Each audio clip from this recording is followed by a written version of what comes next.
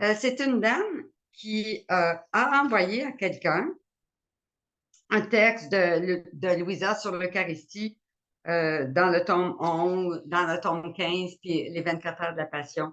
Puis la personne lui a retourné ses commentaires en disant que nulle part dans l'Évangile on dit que Jésus se communie lui-même. Puis la dame a vérifié dans Maria Valtorta, elle dit, je ne l'ai pas vu non plus. Puis même dans les 24 heures, non plus. Elle dit, comment expliquer cela? Est-ce une erreur de traduction, subtilité qui me dépasse ou quoi? J'aimerais être éclairée. Alors, dans la divine volonté, le livre du ciel, le Seigneur nous dit plusieurs nouvelles vérités que nous ne connaissions pas auparavant.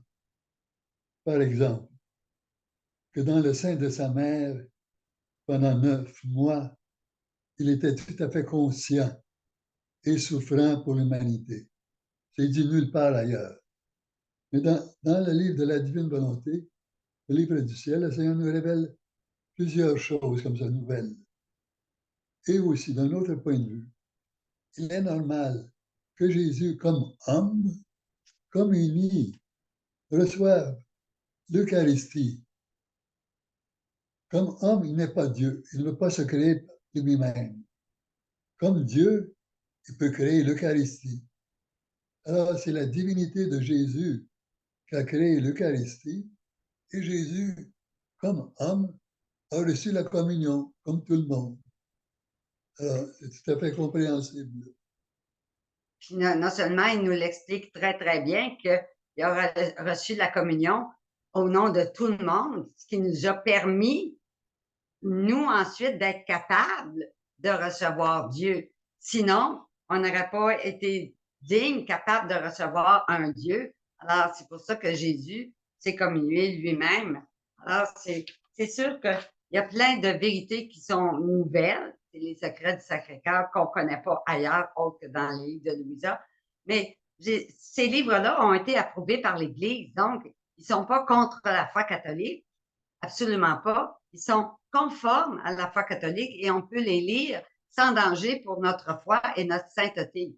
De sorte que même si c'est nouveau, Jésus nous l'a dit, il est la vérité, le chemin, la vérité, la vie. Alors, on va croire qu'est-ce que Jésus nous dit, puis on va en profiter de ces secrets-là pour grandir, puis s'élever encore plus intimement en lui. Question numéro 2. Lors de la période de questions, bon, il est bon de faire chanter des messes pour soi-même de notre vivant avant notre mort. Pouvez-vous en reparler un peu? Est-ce les messes annoncées au feuillet paroissial ou les messes non annoncées et données à des prêtres ou les deux? C'est ce qu'elle veut savoir. Alors, c'est mieux de faire dire, offrir des messes de notre vivant, si on les veut à nos intentions, pour que nous puissions nous corriger, augmenter dans la voie de Dieu. Sinon, si c'est après la mort, on va tout subir au purgatoire sans avoir eu cette occasion des bénéfices de Dieu, des bénéfices qui viennent de la messe, offertes à nos intentions. Ensuite, pour les messes, qu'elles soient dites par un prêtre particulier ou en paroisse, c'est la même chose.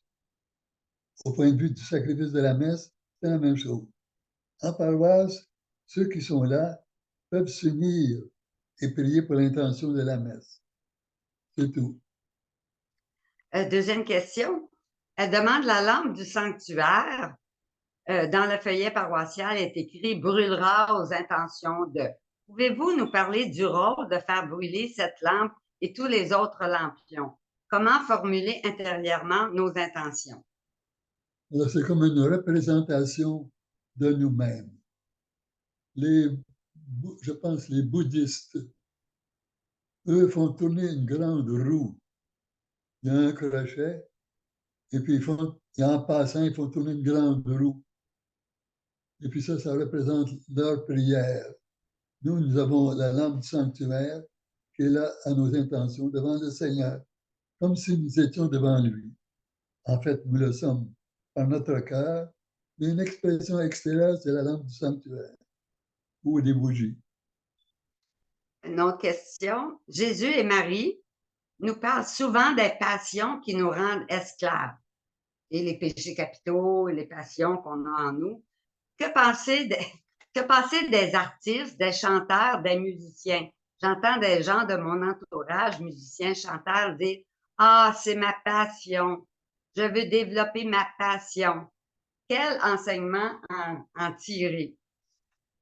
Alors, ceux qui disent c'est ma passion, ça veut dire ce sont mes goûts, mes talents, mes attirances. C'est correct.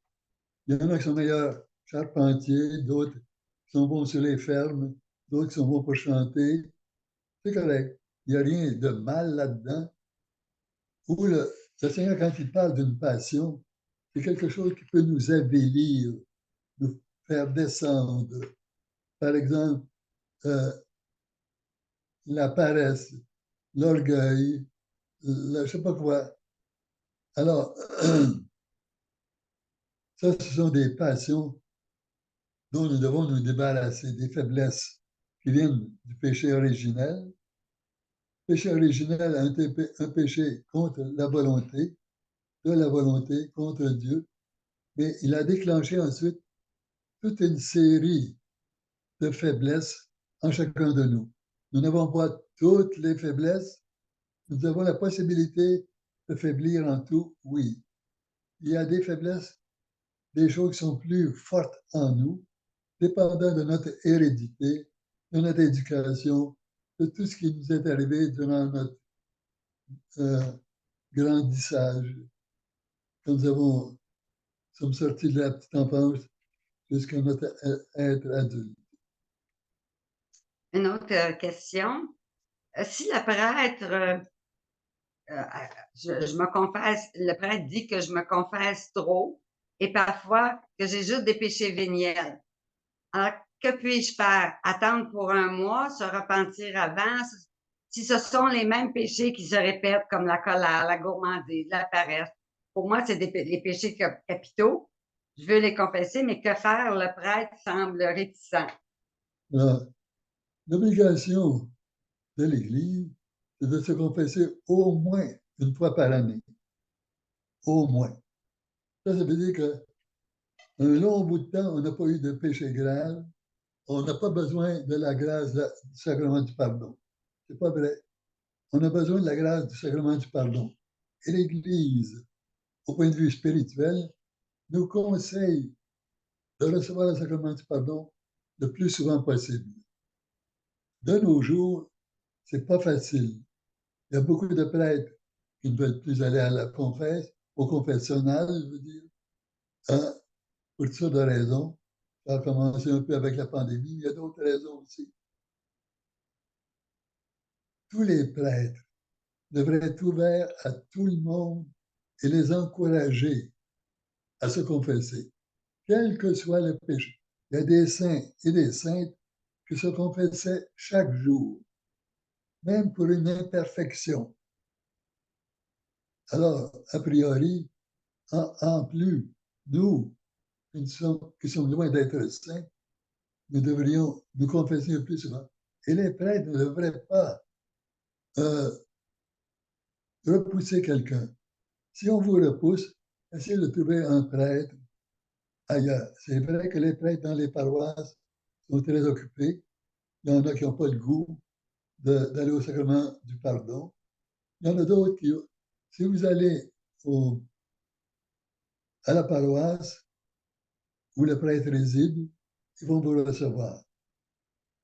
Alors, allez chercher dans les communautés religieuses de prêtres, comme les jésuites, les dominicains, franciscains, les oblats. Il y en a beaucoup qui seraient prêts à vous donner le sacrement du pardon. Et même, peut-être, à devenir un directeur spirituel. Mais avant de dire, je vous veux comme directeur spirituel, essayez de connaître le prêtre, que vous soyez du même accord, d'un même ton, d'un même aller spirituel. Alors, cherchez un peu partout, demandez des conseils à des gens que vous connaissez. Connaissez un bon prêtre la confession. Oui, même s'il faut aller loin, c'est moins loin que d'aller au martyr. Alors, puis le sacrement du pardon, c'est pas difficile. Si vous voyez qu'un prêtre qui vous assomme, d'une façon ou d'une autre, avec une pénitence pour lever une pyramide, retenez-y pas. Mais ordinairement, les prêtres ne vous donneront pas des pénitences telles. Si vous voyez qu'ils vous chicotent, comme on vient d'entendre dire, choisissez un autre prêtre, recherchez, demandez au Seigneur Jésus, qui a l'intellect, de vous éclairer pour trouver un bon prêtre. Il y en a. Même si vous allez dans une autre ville, vous pouvez y aller tout le temps, très bien. Mais allez à un prêtre en qui vous pouvez vous épancher, avoir confiance et demander des questions. Une autre question.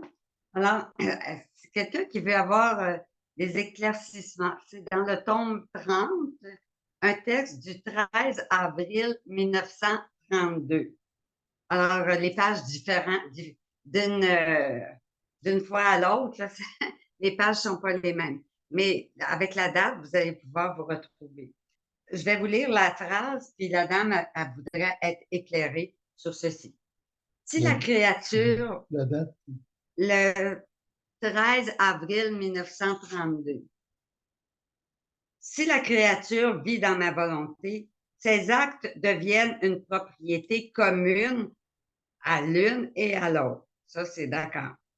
Si la créature fait des sorties, elle sort de la volonté divine, elle perd ses premiers droits sur ceux qui avaient été faits dans notre maison.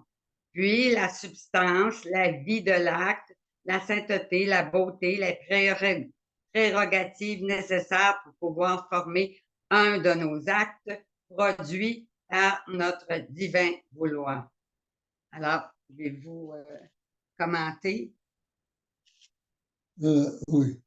Pour Jésus, c'est tout à fait naturel d'être dans la divine volonté. Il n'en sort jamais. Alors, quand il nous offre par excusez, par bonté le désir de vivre dans la divine volonté, c'est une grâce qu'il nous donne. Ce n'est pas nous qui avons un droit. Nous n'avons aucun droit à cause du péché originel. Nous avons perdu ce droit en Adam et Ève. Et ne pensons pas que nous aurions été meilleurs qu'Adam et Ève. Ils étaient parfaits, même là, ils ont succombé. Alors, si le Seigneur nous permet d'entrer dans la divine volonté, c'est une grâce. Ce n'est pas nous, par notre interne, notre constitution humaine, qui avons ce droit. C'est une grâce du Seigneur. Alors, il suffit de dire, Seigneur, je veux vivre dans ta divine volonté. Et à partir de ce moment-là, le Seigneur va nous introduire dans la divine volonté. On peut sortir de la divine volonté de deux façons. En disant, je n'en veux plus de la divine volonté, d'une façon ou d'une autre, je veux faire ce que je veux, moi. Une autre façon, c'est le péché grave. Alors, par ces deux façons, nous sortons de la divine volonté. Le Seigneur nous permet de nous réengager dans la divine volonté par sa bonté. Mais là, nous avons coupé le fil. Alors, il n'y a pas de continuité qui nous donnerait un droit, depuis le début, de se réengager. Nous sommes sortis, nous devons refaire notre demande comme si nous n'avions jamais été dans la divine volonté. Cependant, les actes bons qui ont été faits auparavant sont toujours là, devant Dieu, comme pour Adam. Il le dit, Jésus, à quelques reprises, les actes que Adam a faits avant le péché originel sont toujours là. Et c'est le plus grand saint, à part la Sainte Vierge. Il le dit. Alors, il nous donne une chance de retourner dans la divine volonté mais nous avions brisé la continuité. Alors, nous n'avons aucun droit de dire, je veux tout revoir. Ce que j'ai fait quand je suis sorti de la divine volonté, et puis là, maintenant que je veux rentrer. Tout cet espace-là, les actes que j'ai faits, je veux les rentrer dans la divine volonté. Nous n'avons aucun droit, parce que nous avons brisé la continuité volontairement. Jésus qui nous a forcés, qui nous a jetés dehors, non, c'est nous-mêmes. Et ça arrive. Quelquefois, ce sont des oublis. J'oublie pendant un an de vivre dans la divine volonté.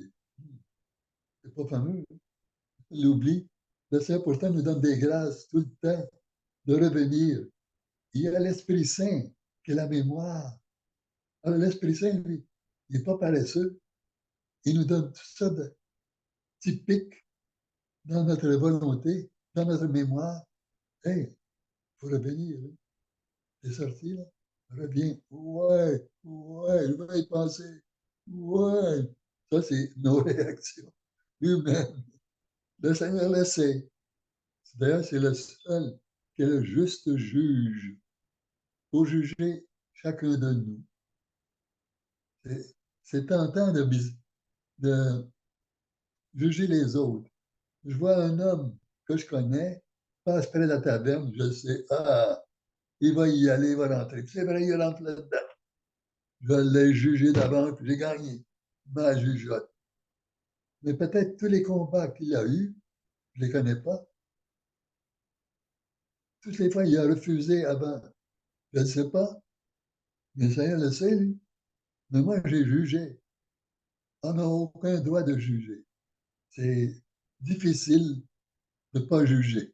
C'est vrai. C'est tentant de juger. Pas nécessairement pour abaisser l'autre, pas nécessairement pour se relever. Il y a toutes sortes de raisons. Nos états d'âme, notre fatigue, toutes sortes de choses. En tout cas, j'espère que ça répond à la question. En fin de compte, ce qu'il faut comprendre, c'est que quand on appelle Jésus, puis qu'on demande de fusionner notre volonté humaine à sa volonté divine, puis de faire tous nos actes avec lui, à ce moment-là, Jésus, automatiquement, fusionne notre volonté humaine, puis c'est lui qui performe dans notre humanité des actes divins. C'est pas nous autres qui on fait des actes divins. On entend ça souvent dans des YouTube. Hey, on fait des actes divins. Mais on n'est rien, nous. On est des humains. On est juste un réceptacle et qui reçoit Jésus. Puis Jésus, humain, divin, humanité divine, parce qu'il est dans la divine volonté. C'est lui qui performe l'acte divin en nous. C'est pas nous. Alors, il faut bien distinguer, là, parce que des gens disent, ah oui, ce qui est extraordinaire dans la divine volonté, c'est qu'on parvient à faire des actes divins. Hey, c'est ça, là. C'est bon pour l'ego, hein, c'est bon pour l'orgueil, mais c'est pas la réalité du tout, du tout. Alors, quand on est dans notre humanité, puis qu'on n'appelle pas Jésus, puis qu'on fait un acte humain, cet acte-là peut pas redevenir humain. Il perd la chance, si vous voulez, c'est pas le bon mot, mais euh, que si on avait appelé Jésus, que cet acte-là aurait été transformé en un acte divin, mais parce qu'on n'a pas appelé Jésus, qu'on n'a rien fait, c'est demeurer un acte humain, petit, limité, puis tout ça. Alors, il perd cette chance, je m'exprime mal, là, d'acquérir, de passer d'un acte humain à un acte divin. Il va demeurer toujours un acte humain. C'est dans ce sens-là qu'on perd. C'est ça que la phrase dit. Mais on perd pas tous les autres actes qui ont été faits dans la divine volonté avant, restent là, bien, bien dans la volonté divine. Ils sont éternels. Ils vont porter du fruit éternellement. Nous posons les actes humains, que nous soyons de la divine volonté ou non. Alors, tous les grands saints et saintes ont fait des actes humains. La seule chose qui est arrivée avec Louisa Picaretta, que nous entrions dans le royaume de la divine volonté, avant que nous soyons entrer dans la divine volonté, nous posions nos actes humains, et Jésus les recevait, les sanctifiait comme actes humains sanctifiés. Une fois qu'on entre dans la divine volonté, nous posons toujours les mêmes actes humains. Mais là, au lieu d'être simplement sanctifiés, ils sont divinisés, comme si Jésus le faisait lui-même. Et il le dit, il a refait tous nos gestes au jardin de Gethsémanie et sur la croix. Toute sa vie. Alors, il a fait tous nos gestes et il les a divinisés. C'est beaucoup plus grand que sanctifié. Alors, voyez l'ordre. L'acte humain, l'acte sanctifié et l'acte divinisé. Une autre question, ça concerne dans le tome 15, le 11 juillet 1923. Jésus dit à Louisa, « J'ai fait en toi un miracle de grâce jamais accordé à aucun autre, en enlevant de toi le germe de la corruption. Je n'arrive pas à comprendre la différence entre la tâche originelle et le germe de la corruption. Pourriez-vous m'éclairer? » Alors, la tâche originelle, c'est le péché originel de Adam et Ève qui a inclus toute sa descendance. Tous les humains qui viennent d'Adam et Ève sont inclus dans ce péché, dans cette séparation avec Dieu. Alors, pour enlever ce péché, il faut le baptême. Si nous ne sommes pas baptisés, le péché n'est pas enlevé. Il y a différentes sortes de baptême. Il y a le baptême de désir. Il y en a qui n'arrivent pas à être baptisés pour toutes sortes de raisons, ils sont loin, puis ils meurent avant d'être baptisés, d'avoir l'occasion, où ils n'ont personne pour les évangéliser, les préparer. Et le baptême de sang, c'est le baptême des martyrs. Même s'ils n'avaient pas été baptisés avec le baptême d'eau, le fait de mourir pour l'amour de Jésus, du Seigneur, c'est le baptême du sang, le baptême des martyrs, qui efface le péché originel. Il y a le baptême d'eau qu'on reçoit pour la plupart, qui efface en nous le péché originel. Par contre, le péché originel a enlevé beaucoup de nos forces qui étaient en Adam et Ève à cause des grâces de Dieu. Ils étaient dans la pleine divine volonté.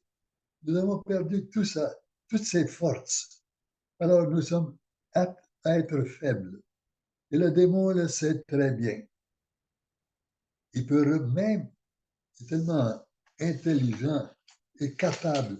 Quand il était projeté en enfer, s'est séparé de Dieu, Dieu ne lui a pas enlevé les facultés. Lucifer lui-même, Satan, s'est séparé de Dieu lui-même. Ce n'est pas Dieu qui a dit, va-t'en. C'est lui, Lucifer, qui s'est séparé de Dieu. Mais il a apporté toutes ses facultés, sa super intelligence. C'était le premier des anges, la lumière entre Dieu et les hommes. Alors, il peut nous voir, chacun de nous, avec nos faiblesses. Supposons, je vous donne un exemple, que moi, j'aime les femmes brunes. Alors, il va détecter dans mon œil, chaque fois, ma réaction, à chaque fois qu'une femme brune passe. Si ce sont les blondes, ou si une femme, un beau blond. Ah.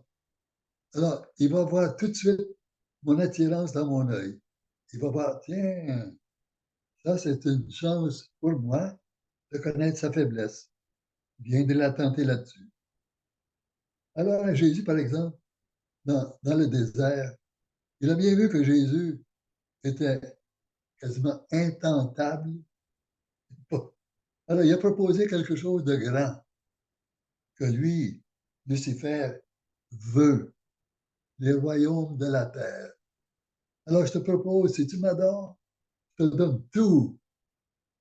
Alors, il a adapté sa tentation à l'être de Jésus, qui était intouchable par les autres tentations. La même chose pour Marie.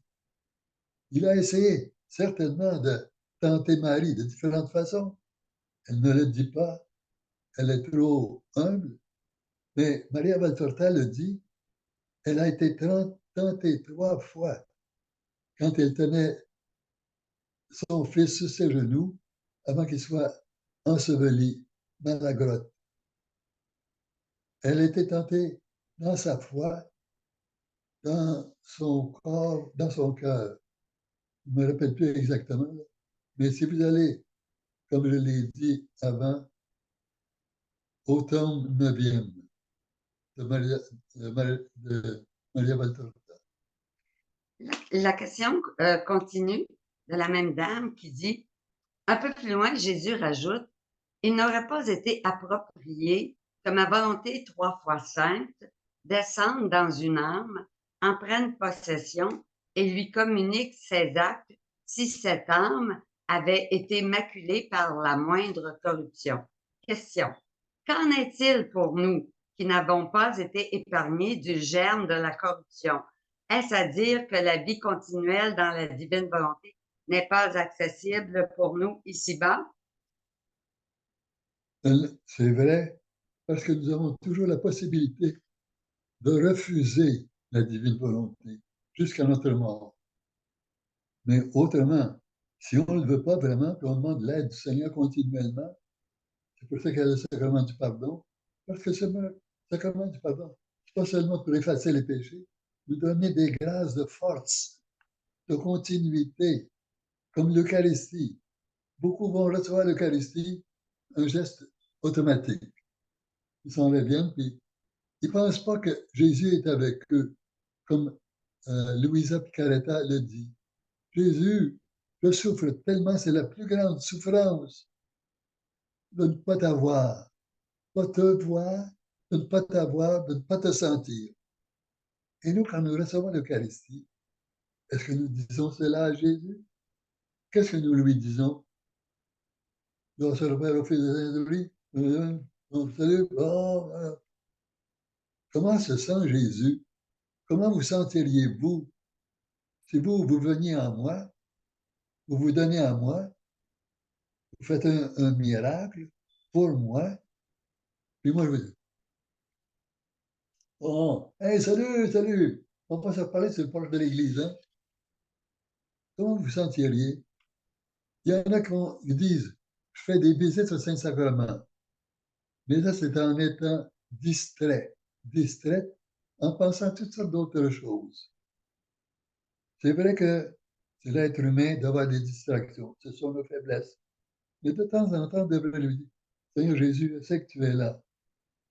Aide-moi à prendre conscience de toi. J'ai pas beaucoup de mots, j'ai pas beaucoup d'attirance, j'ai pas beaucoup de force spirituelle pour te ressentir là. Mais tu es là. Tu n'es pas juste un tabernacle que je vois avec une porte là, et il n'y a personne parce que je ne te vois pas. Ce n'est pas la vue, c'est la conviction.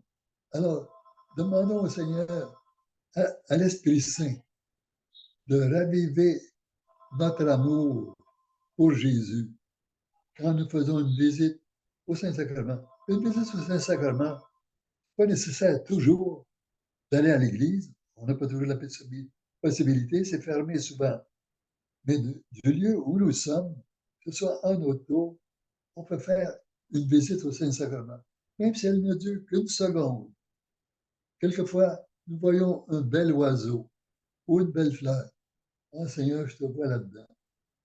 Merci de toute ta bonté de me faire apprécier par ce que tu m'as donné, par mes yeux, mes oreilles, mon nez, toutes sortes de choses.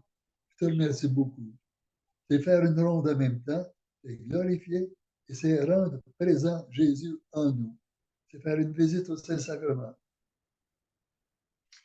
Alors, la question qui disait, est-ce que la vie continuelle dans la divine volonté n'est pas accessible pour nous ici-bas? Ben oui, elle est accessible. Dieu veut la donner à tout le monde. Jésus, il dit, quand je parle de quelque chose, c'est parce que je veux donner. Sinon, il n'aurait pas parlé. Alors, il veut que notre âme, qui est beaucoup plus grande que juste notre corps humain, là, notre âme, elle veut que notre âme soit remplie de Dieu, la plénitude à l'infini. Il n'y a pas de fin. On va éternellement vivre dans l'amour de Dieu puis nager dans l'amour de Dieu, mais on va commencer dès cette vie-ci à grandir dans la vie divine, puis à atteindre la plénitude de vie divine.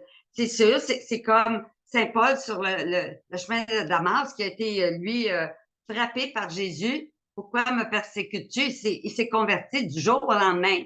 Mais des miracles comme ça peuvent arriver dans la divine volonté. Des personnes, du jour au lendemain, donnent leur volonté humaine. Ils étaient dans le mal, puis du jour au lendemain, ils deviennent chrétiens, ils vont se convertir, puis ils vont prêcher pour le Seigneur, puis ils deviennent meilleurs que bien des gens que ça fait qui n'ont jamais quitté le Seigneur, mais qui ont une vie plus ou moins tiède envers le Seigneur. Mais pour le commun des mortels, c'est pas Dieu qui veut pas nous donner sa vie. Il le dit bien, parce qu'il dit les deux conditions, enlève le caillou. Moi, je dis, c'est pas le caillou, c'est le rocher de notre volonté humaine. Puis ben, c'est Jésus qui fait tout. Alors, qu'est-ce qui bloque? Mais c'est le rocher de notre volonté humaine. C'est là que ça bloque. C'est pour ça que ça l'empêche, l'eau vive de la divine volonté, d'entrer en nous. C'est nous autres même qui mettons les limites, les empêchements que Dieu peut pas nous donner parce qu'on dit non, non, avec notre volonté humaine, non, on veut pas ci, on veut pas laisser ça, on veut pas, touche pas à ça, puis bon, oui sur ça, mais pas sur ça. Tu sais, c'est nous autres qui mettons des limites. Sinon, Dieu, lui, il veut se donner toujours à tout le monde en plénitude.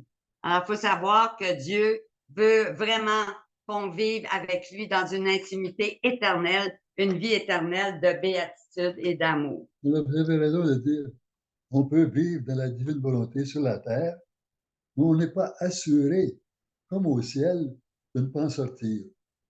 Au ciel, on n'en sortira jamais.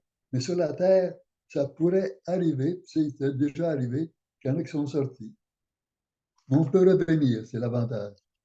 Jésus explique, par contre, à Louisa qu'une âme qui fait vraiment, qui à tous les jours désire d'un désir ardent vivre dans la divine volonté, okay, qui fait son acte préalable, qui appelle Jésus dans ses actes quotidiens, dans ce qu'elle fait, puis qui vraiment garde son regard fixé sur Dieu, qui fait tout son possible pour suivre la volonté divine, puis se dire non à sa volonté humaine.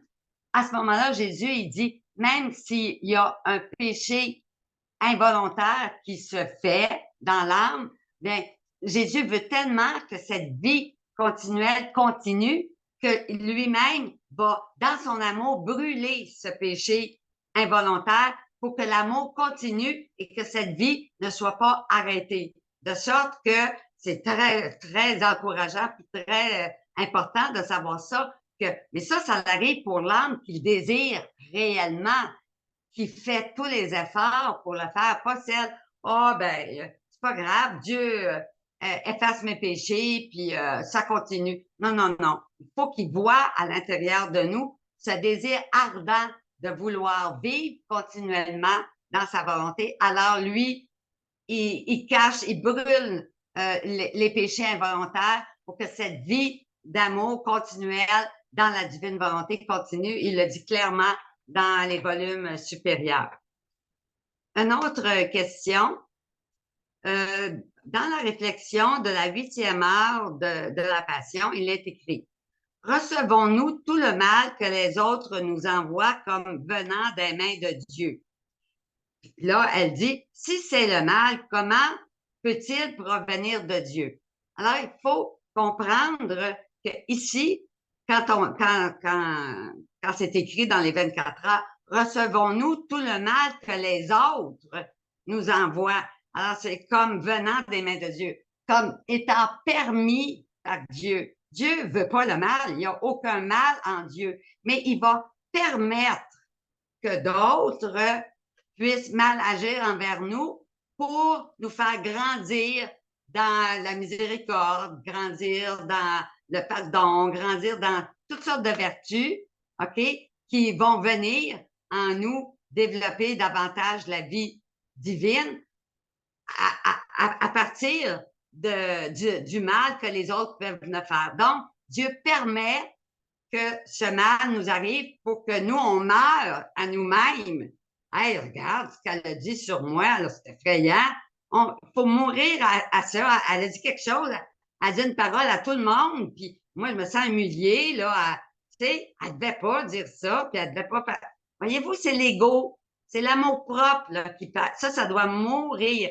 Fait que si je l'écoute à dire quelque chose de mal, permis par le Seigneur, mais pour que moi, j'exerce une vertu, ou 2 vertus, puis 3 vertus, pour que je grandisse dans la vie divine. Comprenez-vous la différence? Alors, Dieu permet le mal, mais toujours pour le bien de la créature. C'est pas Dieu qui fait le mal, mais il le permet toujours plus pour un plus grand bien, pour le profit de l'âme. Je pourrais ajouter que Dieu fait dévier beaucoup de mal qui nous est destiné. Nous, on ne voit pas tout ça. Mais il connaît nos faiblesses, nos réactions, notre fatigue. Alors, beaucoup de mal ne nous atteint pas à cause de Jésus. Et il a pris tout ce mal qui a été projeté sur lui-même. Il y a des gens sur la terre, des gens fanatiques de Satan, qui projettent le mal, qui souhaitent le mal partout. Et le Seigneur nous protège, surtout quand nous sommes de la divine volonté. Deuxième question. Elle dit, dans le pieux pèlerinage de l'âme, dans le livre bleu de prière où on a les rondes que faisait Louisa là, dans la création puis dans la rédemption. Alors, ça s'appelle le pieux pèlerinage de l'âme et c'est divisé première heure, deuxième heure, puis il y a 24 heures. Alors, elle demande, ça réfère à quoi? Mais ça réfère tout simplement qu'une journée a 24 heures et que tout simplement pour comprendre que Louisa faisait les rondes continuellement, de sorte que dans les 24 heures, elle faisait toujours elle était 24 heures de temps sous forme de ronde, quelle qu'elle soit. Alors, c'est juste une façon de présenter les rondes de Louisa. Ça n'a aucune raison particulière autre que de dire, ben, à telle heure, on peut faire une ronde, on peut faire une autre ronde, puis en faire 24, mais il n'y a pas de raison spécifique pourquoi ça s'appelle les 24 heures. C'est tout simplement c'est parce qu'il y a 24 heures dans une journée. Et ça nous permet aussi de faire des rondes à notre façon.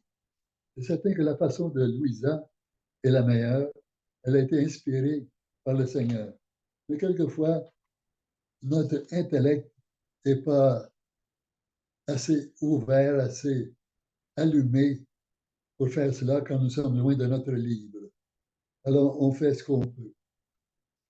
La dernière question de la dame, ça consiste, ce livre-ci, le livre de gloire, a dit, quel est le contenu du livre de gloire? Fait que je l'ai sorti hier pour le relire, pour être capable de répondre. C'est un petit livre extraordinaire.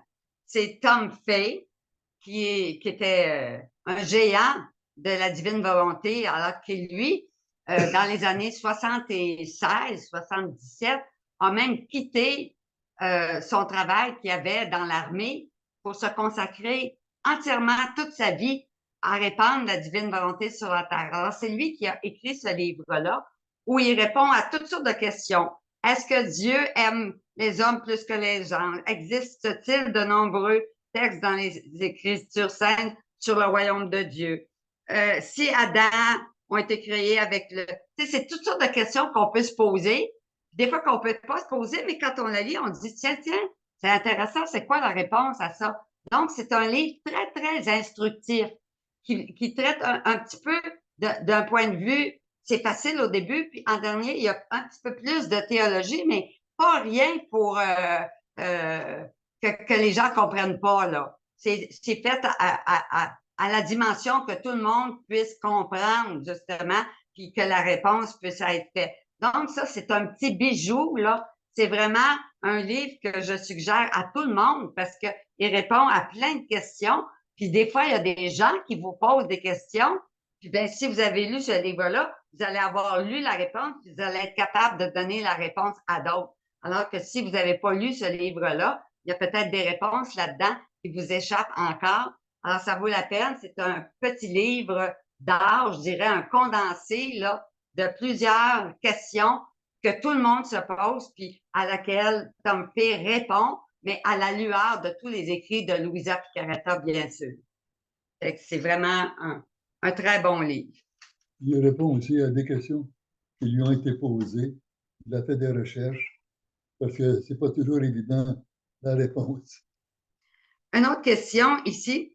Quelle est la différence entre être dans la divine volonté et vivre dans la divine volonté? Donc, être dans la divine volonté, c'est quand je commence ma journée, je dis au Seigneur, je veux tout vivre aujourd'hui dans ta volonté divine avec toi, Marie. Bon, je fais mon acte préalable. Mais après ça, dans la journée, j'ai pu penser, je suis partie travailler, puis tout ça. Puis là, à un moment donné, c'est l'heure du dîner. Oh oui, Seigneur, on va manger ensemble dans ta divine volonté. Je t'ai complètement oublié, mais là, je veux rentrer dans. Fait que là, quand je demande à Jésus d'entrer dans sa divine volonté avec lui, que lui fusionne dans son humanité divine, ma volonté humaine avec sa volonté divine à lui, à ce moment-là, je suis dans la divine volonté. À ce moment-là. Mais peut-être dans 10 minutes que quelqu'un va passer, puis je vais m'impatienter ou je vais avoir un jugement, puis ben le péché entre pas dans la divine volonté, fait que je vais en sortir de la divine volonté. Hein? Alors, au début, puis, ben, des fois, le début dure longtemps, là, des mois et des années. Alors, on entre, puis on sort de la divine volonté. On s'en aperçoit, s'il n'y a pas de péché mortel, on demande à Jésus, oh Jésus, pardon pour tous les petits péchés. Avec la lumière de Dieu, le soleil brillant de la divine volonté revient et Jésus nous redonne le cadeau. À chaque fois qu'il nous redonne le cadeau, on est dans la divine volonté. L'acte fait avec Jésus fusionné dans sa volonté divine, on est dans la divine volonté. Mais on en sort. Alors, c'est comme un prêt. C'est pas continuel. Quelqu'un qui vit dans la divine volonté, pour que ce soit une vie, il faut que ça soit continuel. Il faut que mon cœur batte continuellement. Si mon cœur il arrête de battre, je vis plus. Je vais mourir. Si c'est la même chose pour ma respiration. Si j'arrête de respirer une demi-heure de temps, ben, je vais mourir. Bon, alors, la vie dans la divine volonté, c'est quand l'union entre Jésus et moi, la communion, la fusion de sa volonté humaine, de sa volonté divine avec ma volonté humaine est continuelle, que je ne sors plus de la divine volonté. Donc, il n'y a plus de péché en moi. Voyez-vous, on appelle ça souvent là, le 4e degré, vivre en Dieu. Puis bon, en tout cas, ça a été parlé beaucoup, mais je voudrais faire une remarque là-dessus. Parce qu'il y a des gens qui posaient des questions puis disaient, telle personne, si elle fait telle affaire, puis qu'elle se comporte de telle façon, est-ce qu'elle vit dans la divine volonté? Puis là, la personne répondait, oui, celle-là, elle vit dans la divine volonté. Puis l'autre, une autre question, non, celle-là ne vit pas dans la divine volonté. Ben, je regrette, mais il n'y a personne sur la terre qui peut savoir qui vit dans la divine volonté et qui vit pas dans la divine volonté. À moins que vous me disiez, si le monsieur tue son voisin, à ce qui est dans la divine volonté, là, c'est clair qu'il n'est pas dans la divine volonté. Il vient de faire un péché mortel. Alors, il est pas là. Mais on parlait pas de ça. Autrement dit, c'est un secret entre l'âme et Dieu. Dieu seul sait où est l'âme. Même l'âme elle-même ne peut pas dire où est-ce qu'elle est hein, dans les degrés, etc. Parce que dans les 4 degrés, il y a autant de degrés qu'il y a d'âme. Alors, et c'est pas important du tout de savoir où est-ce qu'on est. Dieu le sait, mais l'important, c'est qu'on suive, puis qu'on fasse, puis qu'on réponde à sa volonté divine, puis qu'on mette en pratique tout ce qu'il nous dit dans les livres. C'est ça qui est important. C'est pas important d'avoir le regard sur nous pour savoir où est-ce qu'on est. Déjà, là, on a le regard sur nous. On n'a plus le regard fixé sur Jésus. Donc, souvenez-vous que personne sur la terre peut dire que telle personne vit dans la divine volonté, puis telle autre, elle vit pas dans la divine volonté. Fait que si des gens vous disent, oh, elle est sainte, regarde-la prier, puis regarde, elle fait sa génuflexion, puis elle fait des longues prières, elle reste une demi-heure, elle vit dans la divine volonté. C'est absolument un raisonnement faux qui montre que la personne c'est pas qu'est-ce que c'est que d'être dans la divine volonté. Fait que dites pas des choses comme ça parce que c'est impossible qu'on sache. C'est vraiment Dieu seul qui sait où est l'âme, puis l'âme essaie de suivre Jésus. Une autre question qui était venue, est-ce qu'il faut être ermite religieux? Parce que là, il faut tellement faire de choses pour vivre dans la divine volonté, c'est pas possible. Non, non, non, non. On est mère de famille, on a des enfants, on voit nos petits-enfants, mais on fait tout dans la divine volonté. On joue avec les petits-enfants au ballon, mais avec Jésus dans la divine volonté. Pour jouer au ballon avec les enfants, personne ne sait que je suis dans la divine volonté puis que je le fais pour la gloire de mon Père, pour sauver des âmes puis hâter la venue de son règne. Mais je joue au ballon extérieurement, c'est ça qu'on voit. Mais intérieurement, c'est plus que ciel et terre. Parce que Jésus transforme cet acte-là en un acte divin pour transformer le monde, faire advenir son règne. Alors, voyez-vous comment on est. C'est pas une question d'être ermite, d'être religieux ou pas, mais c'est une question d'intention de l'âme quand il pose un acte ou un autre. Je vais vous dire quelque chose. Une dernière question ici, mais il y en a peut-être une autre, mais en tout cas. Celle-ci est assez courte. Elle dit, dans notre Cénacle, nous parlons et lisons sur la mortification. Elle dit de mémoire, je me rappelle qu'il y a 3 sortes de mortification. La mortification du corps, la mortification de l'esprit, puis la mortification de la volonté humaine. Est-ce bien cela? J'aimerais avoir quelques exemples. J'ai l'impression que ma tablette, pourtant, qui est bien, elle m'a dit que, en tout cas, si on se perd, mais peut-être que ça va tenir jusqu'au bout. Alors, j'ai repris ça. Oui, il y a effectivement la mortification de notre corps, puis la mortification de notre esprit, puis bien, la mortification de notre volonté, puis elle dit, donnez des exemples. Alors, la mortification doit être la respiration de l'âme. Imaginez-vous. La mortification, c'est la porte pour arriver au détachement. Il n'y a pas de détachement sans mortification. C'est essentiel à l'âme d'être mortifiée pour arriver à se détacher puis de tout ce qui est humain, puis de grandir dans la vie divine. Cette mortification doit inclure toutes les facultés, les sens externes, les 5 sens du cœur, les passions, les émotions, l'imagination, la mémoire, l'intelligence. Alors, si je vais au sens, la vue, je m'en vais je suis à l'église, puis il y a quelqu'un en arrière de moi qui chuchote à l'autre depuis tantôt quand il parle, tout ça. Puis j'ai juste le goût de me retourner, de voir c'est qui parle comme ça dans l'église. Mais je suis très, très curieuse, puis ça, c'est un défaut commun à beaucoup, beaucoup de personnes. Hein? On est curieux, c'est un mauvais défaut. Donc, on doit mortifier cette curiosité-là. Alors, on dit, non, par amour pour toi, Jésus, je ne vais pas me retourner, même si j'ai le goût. Hein, j'ai le goût. Voyez-vous, ça, c'est la nature humaine qui parle, là. Une passion humaine, elle a le goût de voir qu'est-ce qui parle pour y dire chut, ou bien pour y dire non, c'est en église, comment ça se fait que tu parles? Puis bon, peu importe, là. Alors, on mortifie notre. Il y a 1001 façons.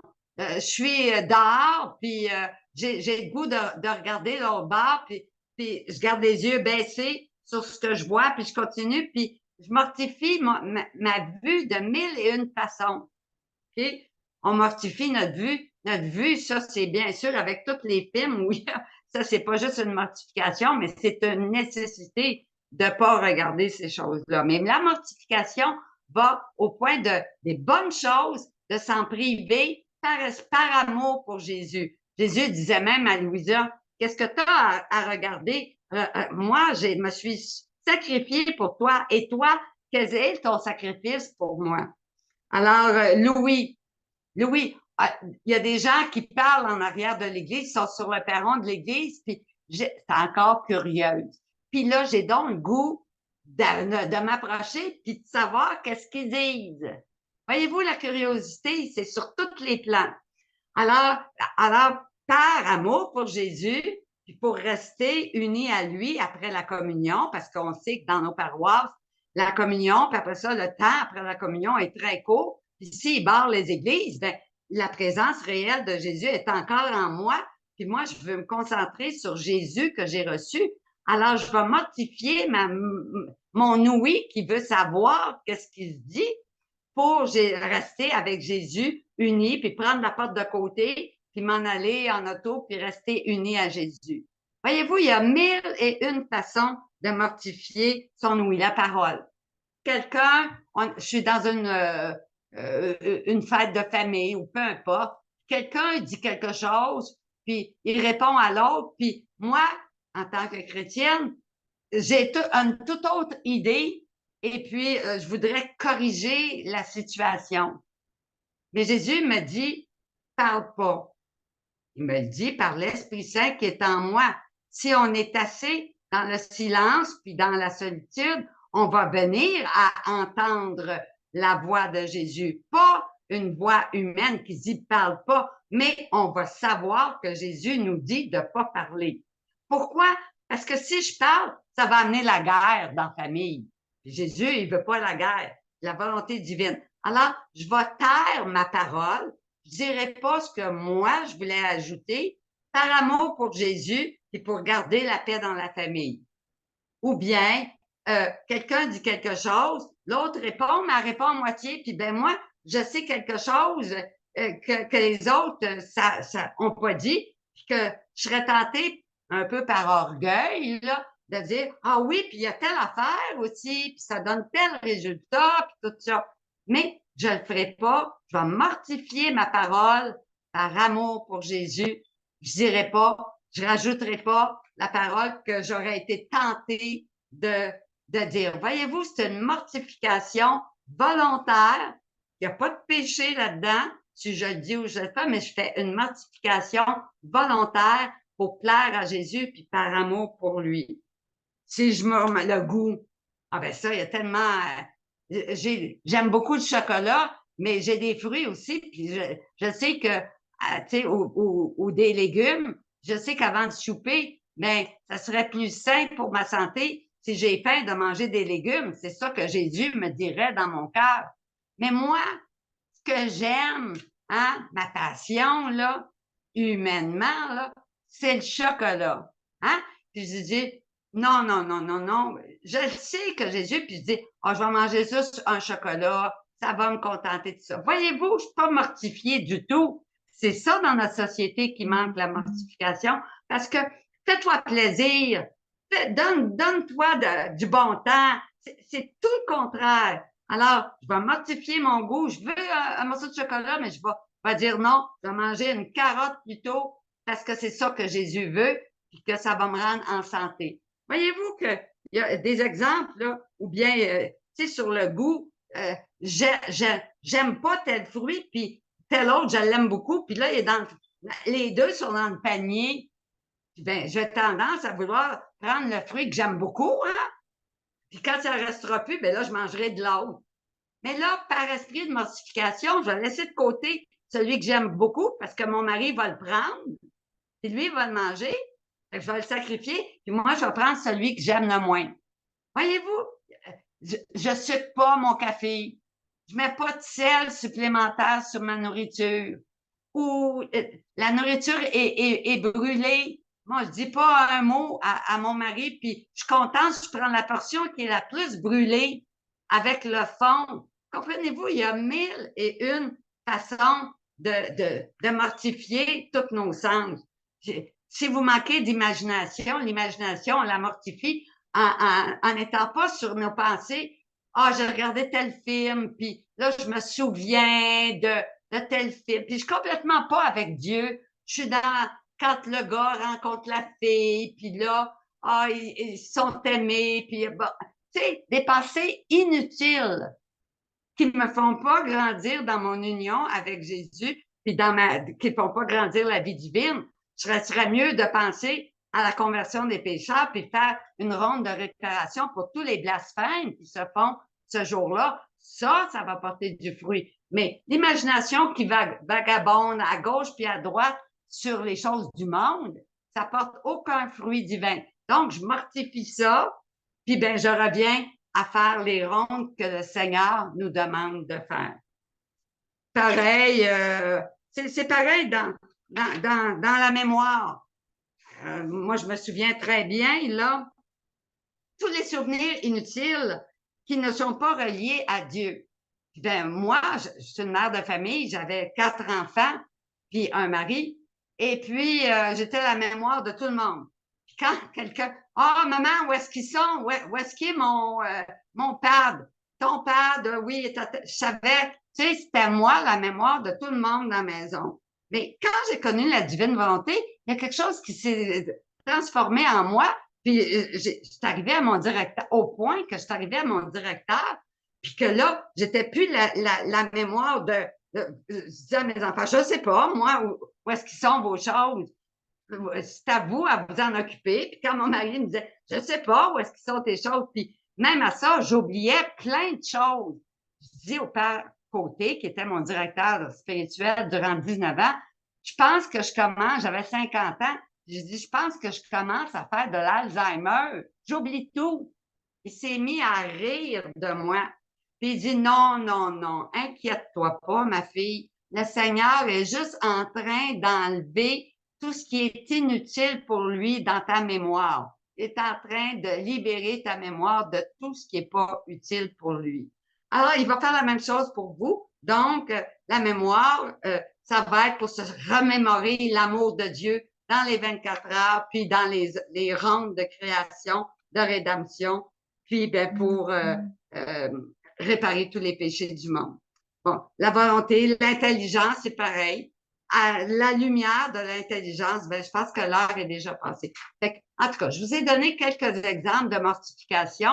Alors, l'Esprit Saint va vous indiquer à vous là, les mortifications qu'il veut que vous fassiez dans une journée. C'est important pour votre croissance spirituelle.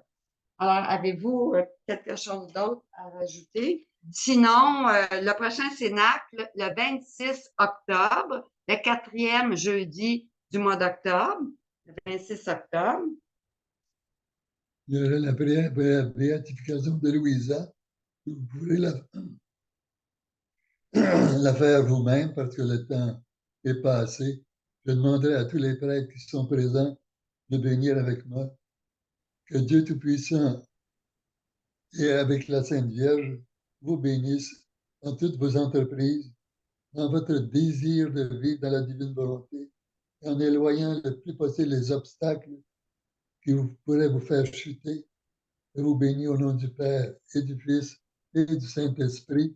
Amen. Et n'oubliez pas de bénir vous-même au moins une fois par jour. Merci. Merci, Richard. Merci beaucoup tout le monde. Merci à vous deux pour vos excellentes présentations.